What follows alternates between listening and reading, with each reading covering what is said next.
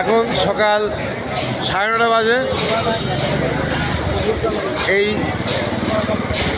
মির্জাফর হাসিনার অফিস ভাঙচুর চলছে, ভিতরে অনেকে ভাঙছে এবং আগুন ধরছে। এই সেই মির্জাফর হাসিনা, বাংলার মির্জাফর, আওয়ামী লীগের মির্জাফর, এই সেই হাসিনা। মির্জাফররা কীভাবে জাতির সঙ্গে বিশ্বাসঘাতকতা করেছিল, শেখ হাসিনা তা বাস্তব প্রমাণ করে দেখাইতে গেল যে সে আসলে মির্জাফরেরই সন্তান। এই সেই মির্জাফর, বাংলার মির্জাফর, জাতির সঙ্গে বিশ্বাসঘাতকতা করেছে।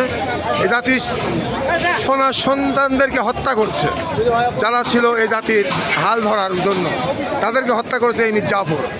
এই যে দেখে নেন, সেই মির্জাফরের অফিস জাতিকে ত্যাগ করেছে।